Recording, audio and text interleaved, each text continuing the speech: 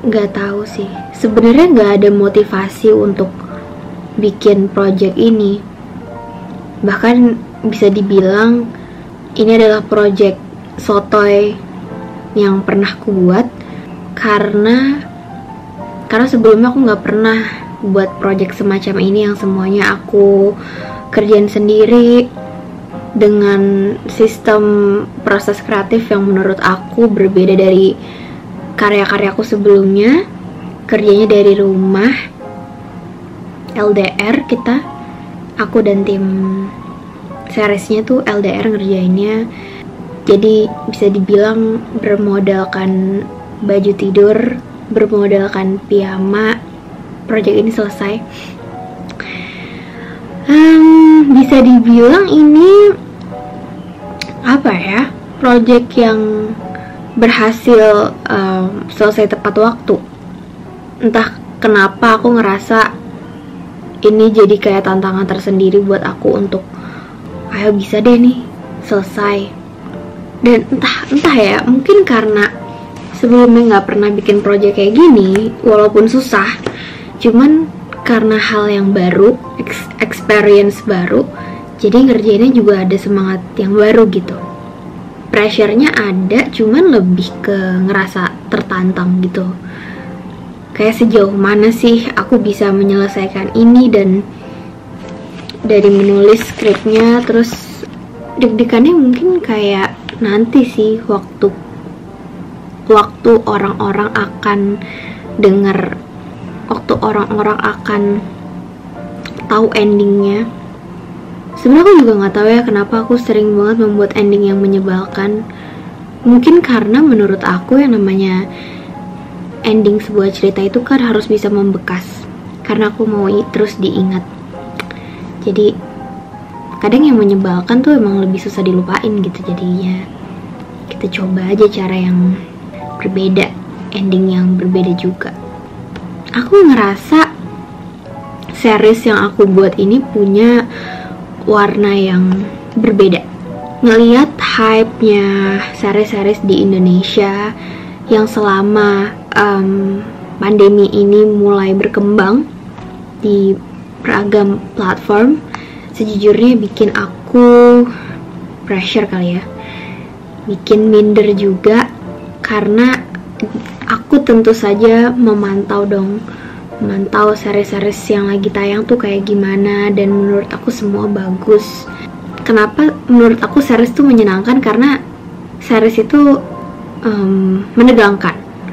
Tiap episodenya kita nebak-nebak kira-kira episode selanjutnya kayak gimana, dan karena ini adalah cerita original yang aku buat tanpa terlebih dulu menulis buku seperti sebelumnya, aku jadi ngerasa bahwa aku harus menciptakan karya yang mirip-mirip seperti buku gitu.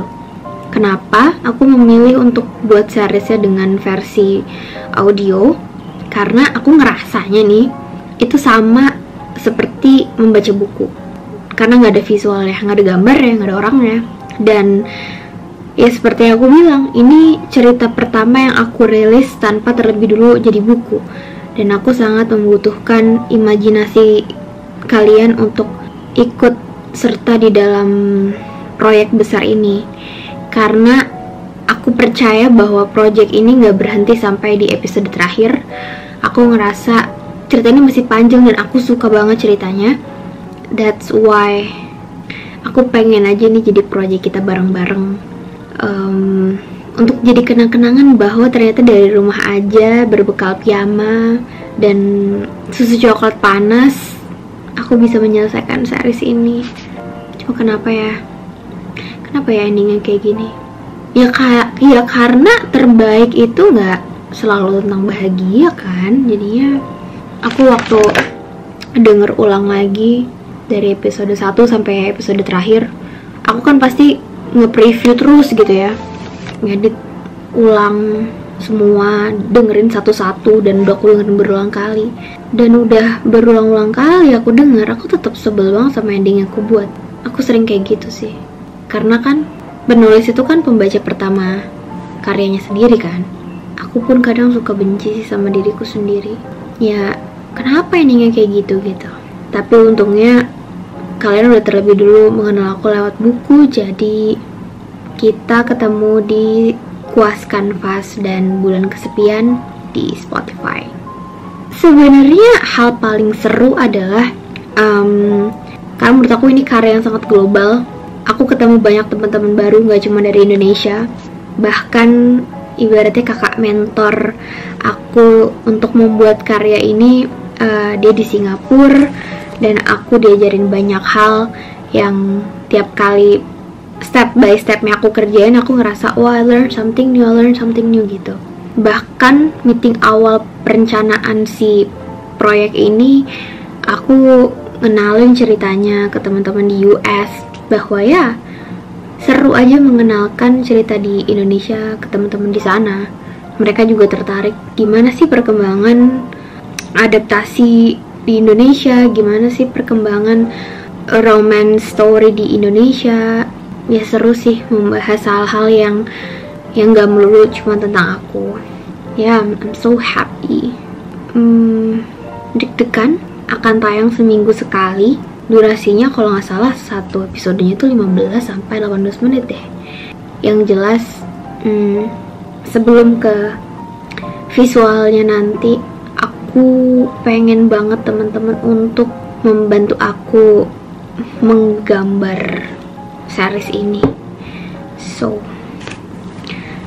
I'll see you soon. Dadah. Ya. Cuman Karen keterlaluan sih. Dia membawa kebingungannya kepada kalian dan membuat kalian juga pengen ikutan milih. Terlalu kaku gak sih? Kurang.